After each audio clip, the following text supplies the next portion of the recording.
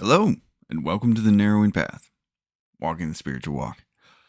My name is Steve Van Eiderstein. Thank you all for joining me again today as we read the next chapter of I Was a Pagan by V.C. Kitchen. Here you go. This is the copy I'm going to be reading out of. If you're interested, you can also get a reprint copy. That's called Believing in False Gods. I Was a Pagan by V.C. Kitchen. It's the same book, just each page is printed. So we're going to go in today and do a reading of the 5th chapter, and then next week I will give you a follow-up with my review of the 5th chapter. And let me tell you, I've been thoroughly enjoying every single chapter we've gone through. I hope you all are too. So here we go. This is going to be 5th chapter from I Was a Pagan by V.C. Kitchen. Chapter 5. This Business of the Supernatural. Realities. Science had promised some future excursion into the spiritual domain, but present results, however thin and shadowy, seemed more inviting than a mere promise of future discovery. The dubious whispers from another world intrigued me vastly more than the utter silence which appeared to reign in this world of sterile philosophy, standoffish science, and stuffy religion. And I get into touch with this other world. I began experiments in that form of motor automatism known as the Ouija board. Do not, however, misunderstand me. The very genuine discovery, the complete and satisfactory solution to life's problems that I had hinted at throughout these early chapters, is not and never was a Ouija board. In fact, I would advise my readers to let this eccentric toy strictly alone. Warning. Most of the messages that I obtained from this device were utter nonsense. And when occasionally they were more coherent, the advice imparted was no more helpful to me than the strictly human advice I sometimes asked for and then proceeded to disregard.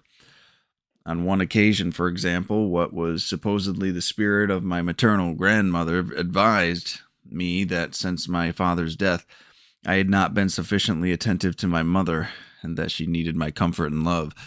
I realized that this was so and did nothing about it. I continued to be just as aloof, disinterested, and embarrassed in her presence as I had always been, and just as ashamed to let her know that I, the son of a woman's Christian temperance union treasurer, had started drinking without her knowledge or consent at the tender age of about 15. When, however, I received spiritual advice and power of the kind I am going to describe throughout the balance of this book, I knew exactly what to do about my mother, and I did it. And I was brought closely into her affections for the first time in many years. I am now, in other words, receiving spiritual aid, not through a nonsensical Ouija board nor any other spiritualistic instrument, but through God consciousness, through direct personal contact with the third environment, the spiritual environment I had so long been seeking. I had previously failed to receive this aid for the very simple reason that I had been trying to supply all the power myself. Even after I learned that the power for moral growth would have to come from the outside, I believed that the Lord helps those who help themselves. I was keen on self-management, a self-determinist, the captain of my own soul, if not a tugboat. And there is the real secret of all human difficulty. Since I now know the answer to these difficulties and did before I slipped the first sheet of this book into my typewriter, you may ask why I have taken 5 chapters just to recount my failures. It is because other people by the million, are making those same mistakes and going through the same failures over and over again. And they think they have found the answer to life, as I did, when they too have chased and momentarily caught up with pleasure or possessions or some other of the 5 false P's, perhaps passing by the unsatisfactory stage of immature development. They had sought, as I did, the comfort of sterile philosophy. Perhaps then, as I did, they faced the dreary prospect of an unwanted morality, or tried to force a stodgy ethical culture on a reluctant humanity. Perhaps again, they have lived with me in Fool's Paradise, which believes that science can do anything, little witting, as Robert H. Lowell says, that scientists are led astray by tradition, by timidity, and by the unchecked play of fancy and emotions, just like other people.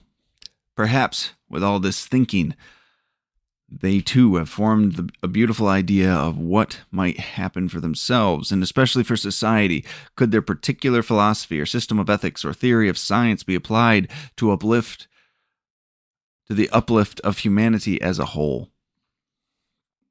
Perhaps they have slaved in some branch of the world improvement while harboring the lurking fear that their sacrifice is futile. Undoubtedly, at some time, they have regarded mankind as a fine, upstanding, self-determining body, able to work out its own salvation. Once it got rid of the superstition of religion and other outdated traditions, and began to live under the rule of reason. Perhaps the briefer outline the reader is still living in, the cramping confines of a self-centered, egotistical plan number 1. Perhaps he had moved into the larger but still narrow and abortive, socially centered, humanistic plan number 2. Perhaps again he is still leading nothing but a church-centered life, fondly imagining that he has attained the God-conscious life abundant of theistic plan number 3. Perhaps, in short, while groping his way through these dark places, he is still trying futilely, as I was, to solve not only his own personal and family problems, but the problems of the whole world, by means of a totally inadequate vision, and insufficient power. I would like, in such cases, to rescue him from unavoidable frustration and inevitable failure in life, just as the Oxford group rescued me. And I would like to introduce him to this disciplined army of life changers who, for me, first gave real meaning to life and direction and its purpose. I, excepting for my one brief baptismal glow, had never had a real religious experience in my life, and yet as soon as I found I had to have religious experience before the veil lifted from my eyes and allowed me to see the suprasensible light of spiritual domain, I had, in other words, actually to become God-conscious before I could see what lay behind my previous failure to do so. I had to gain supernatural insight before I could see the true nature of my own and other men's natural mistakes. The Oxford group, however, has a most natural way of introducing one to the supernatural and, in their skillful hands, God's miracle of changing lives seemed no more unnatural than the many natural or physical phenomena we were accustomed to observe. With this change, but not before, could I see the reason for my former failures. It was as if I had stepped all at once from the ordinary world of the 3 dimensions into a 4th dimensional sphere. It is difficult to describe such matters to those who have not yet gained spiritual insight, just as it would be difficult to explain colors to a man who is colorblind. Moral blindness is just as sure in its effects, and it is a blindness which clears away only when you become sensitive to the light of the spiritual realm. In ordinary terms, therefore, I can only say that I had been unable to see that light because I stood in my own way. I had suspected, as you may remember, that there might be some suprasensible kind of spiritual light, just as there were ultraviolet rays of sunlight and invisible means of knowledge which flow into our minds. I now found that this was so. Found, as I also suspected, that the coarseness of my own nature obscured this light to a degree which made me unable to see it.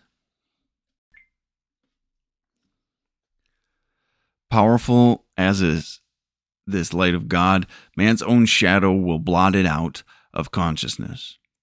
I had buried my nose so deeply in my own coat collar that was so eminently conscious of my own desires in life that I could not, at the same time, be conscious of anything else. When I later occupied my mind with the troubles of the world, these did not by any means squeeze out my self-absorption. Absorption away from God. Self-absorption. They simply added to the absorption as a whole, absorption away from God. The light of a candle is unnoticed in a room already illuminated. God cannot be heard in a mind busy with other and coarser matters. I also had been wrong in thinking that I would be able to emerge from my self-absorbed state by slow and gradual evolutionary degrees. Despite my former suspicion of sudden conversions, I found that a man had simply to step out of his own light to become immediately and keenly conscious of the presence of God. As W. Ellsworth Lamson says of St. Paul, he did not climb by any laborious Platonic stairway to the heights whereon God stood. He was there. I too was there. As the emergent evolutionists might say, I emerged into God consciousness all at once. And, as another member of the Oxford group has said, there could be no question of it. I knew that God was there. I seemed, in other words, to teach a critical point in sensibility. On the one side was a self and self-consciousness and moral blindness. On the other side stood God consciousness and moral vision. And I had passed from one to the other as suddenly and definitely as water brought to the critical point passes into steam. Even the steps which led up to this leap do not seem to be evolutionary or progressive steps in the usual sense of the word. Evolution commonly denotes a process of organization, of accretion, and of building up. It was a filling up with new and additional things brought together and organized in the mind and body. My spiritual growth, however, had especially that sudden leap into God's light, demanded an entirely opposite process. It was a process of breaking down, of disorganization, of emptying out, a matter of deflation of my own self-esteem, until self-approval and concern for the approval of others had shrunk to a point where I was willing to step entirely aside and give God a chance to shine. I do not mean that with this sudden emergence I became perfect in character, nor that I rose in any real height of spiritual understanding. A spiritual babe has to grow spiritually after he is born, just as any other babe has to grow. I mean only that such a birth can and does take place suddenly. One moment I was blind, the next I could see. This sudden stepping out of the darkness is difficult, and particularly difficult for a man who does not realize that he is blind to start with. Blind fish who swim in subterranean caves cannot imagine such a thing as sunlight. Neither could the wholly selfish blind man I am about to describe. This portrait of a man was drawn by his wife, not built up from her own opinions of him, but derived from the things which he himself has said that he likes, he hates, or cannot stand. She simply took down notes of his own utterances as follows. He hates prohibition, marriage, the routine of his existence, responsibility, duty to his family, drunken parties for other people, with his own gang, they are grand, having to live with his wife. He cannot stand crooners, religion of any kind, having to visit his mother, sitting still, resting in bed, censure of any kind, particularly of himself, selfishness in others. though not in himself. Unkindness, also in others, but not in himself. Restraint of any kind. Moral movies. He likes boats, water, swimming, liquor for himself, when and as desired, freedom to do as he pleases, the world as he is having it, himself as he is, being let alone to go to hell in his own way, which he describes as just wanting others to be tolerant towards him. Admiration from others, especially other women. Having his own way in all things. He cannot imagine giving up his self-will. This man is so vividly conscious of these likes, aversions, and dislikes that he literally cannot become conscious of any outside attitude. They make so much noise within him that he cannot hear any other voice.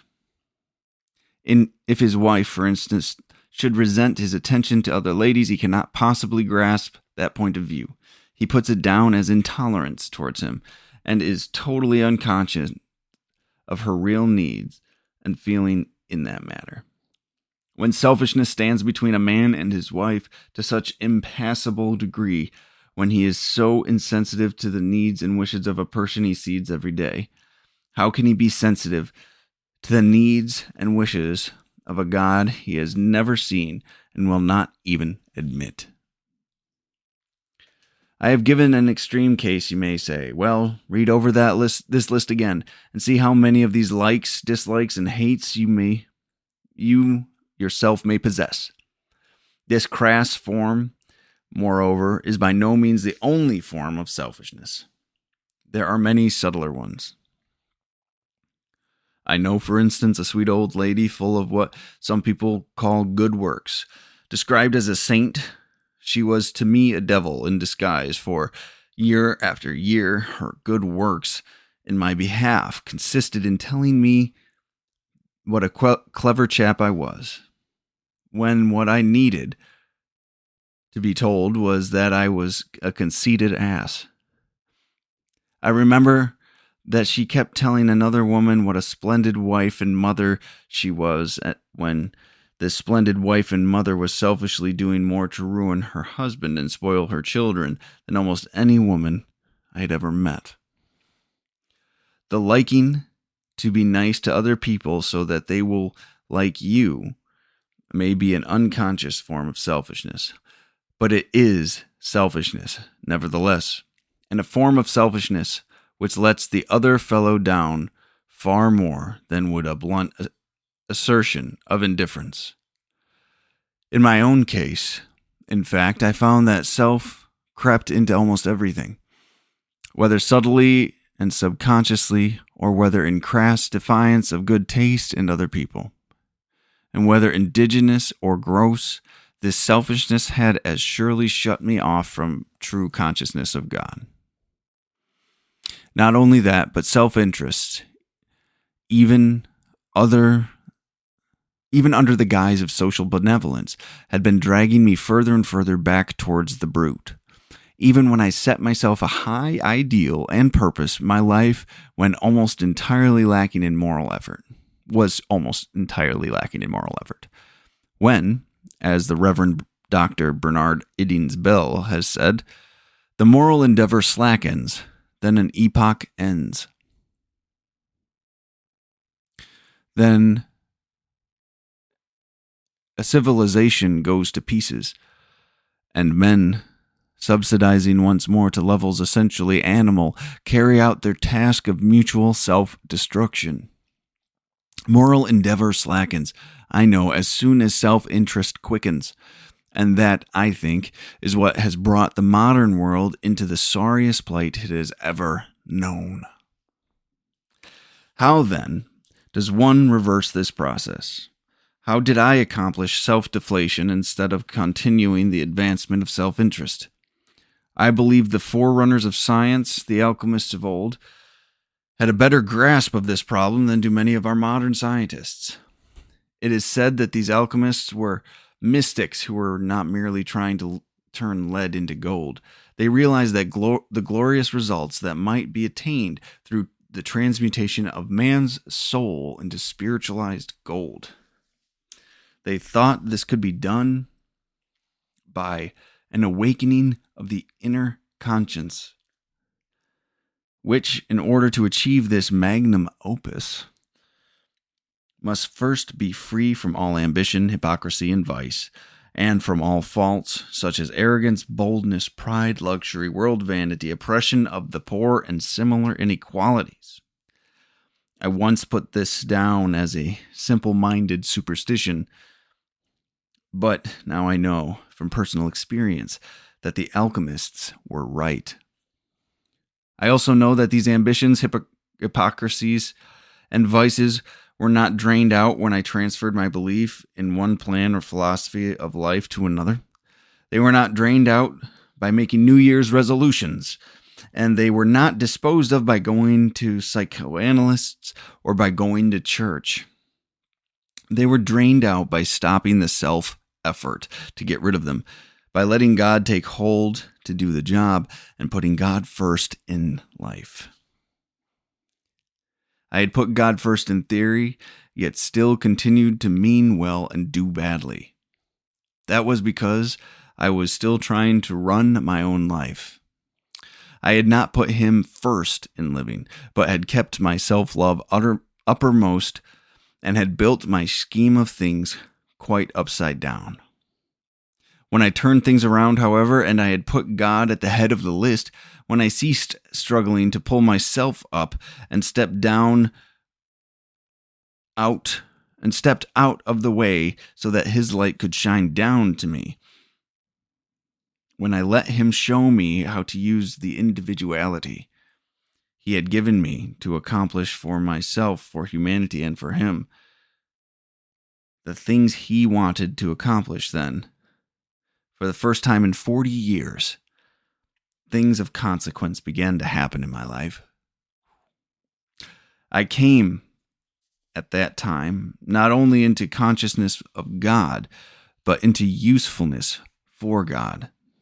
I was able to do, through God's help, what no man has been able or ever will be able to do for himself. I was able to supplement that all-important why of life with the still more important how of living. I was able to begin really solving my own problems, and for the first time in my experience was given the power to begin helping others. I no longer wished well to myself alone. This, however, is jumping ahead in my story. I want to take you from the occasion on which I first met the Oxford group down to the time when, through this book, I first met you. It was a sort of Pagan's progress, which I will show you how I and thousands of others have been led to the one great emergence in life which can solve either personal problems or the problems of an over-troubled world. It will show how, as we begin to grow in this new life, we reach towards new heights of spiritual accomplishment and understanding. Well, there we go.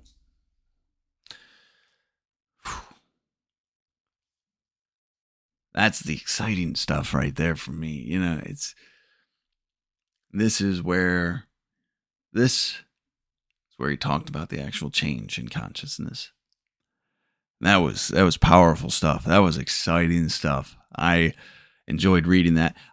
You'll notice there's a couple clips in this video. The mic kept unplugging and stopping the video. I apologize for that.